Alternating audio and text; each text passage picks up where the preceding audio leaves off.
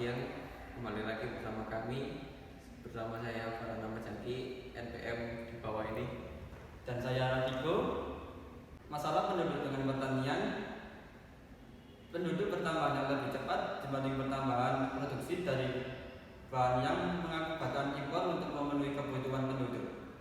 Di antaranya, tingkat pertumbuhan dan penyebaran di Indonesia tidak merata. Hal ini mengakibatkan tidak keseimbangan antara kebutuhan dan hasil pangan itu sendiri. Kedua, lahan mengecil karena adanya pembangunan sehingga mengakibatkan mengecilnya hasil produksi yang dilakukan petani, sehingga kita harus mengimpor produksi dari luar. Krisis petani muda. Rendahnya minat generasi muda untuk terjun ke dunia pertanian, padahal generasi muda adalah generasi penerus sekaligus kunci keberhasilan sektor pertanian. Jika tidak segera ditangani, ketahanan pangan nasional akan sulit dicapai bangsa ini. Permasalahan permodalan. Masalah modal sering menimpa petani karena usaha tani yang tidak bisa memberikan kepastian yang bergantung pada kondisi alam, sehingga pemberi pengkredit enggan mengeluarkan uang kepada wirausahaan, khususnya di bidang pertanian. Selain permasalahan pada krisis regenerasi dan modal, ada juga kenaikan harga pada pupuk. Ya, Silvi Putri di Pedesaan akan memberi laporan terkait kondisi harga pupuk naik. Silakan Silvi. Baik, terima kasih di studio rekan Farhan dan rekan Radiko. Bagaimana kita tahu bahwa pupuk sangat penting bagi tanaman, karena pupuk adalah salah satu faktor produksi yang mengandung suatu atau lebih unsur hara atau nutrisi bagi tanaman yang menopang tumbuh kembangnya tanaman. Saat ini harga pupuk semakin naik, yang sebagaimana kita tahu bahwa kenaikan harga pupuk termasuk dalam masalah ekonomi pertanian.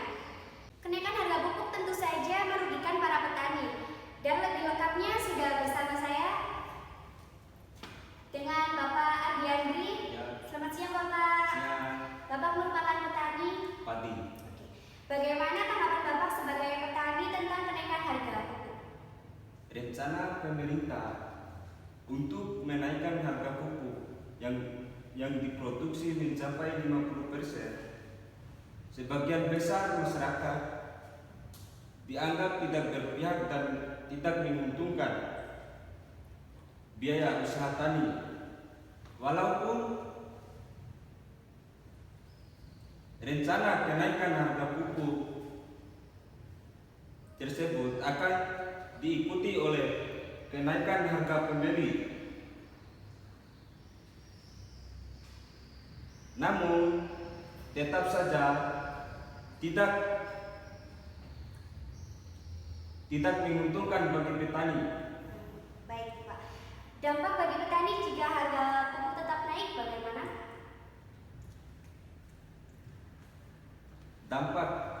Dampaknya, Iya. keadaan ini memiliki sisi positif karena dengan kenaikan harga pupuk kenaikan harga pupuk buatan akan memaksa petani untuk mengurangi bahkan menggunakan pupuk buatan dan beralih ke pupuk alam atau pupuk organik sehingga lebih ramah lingkungan. Sudah. Terima kasih Bapak atas waktunya. Ya. Sekian informasi yang dapat saya sampaikan. Kembali ke studio.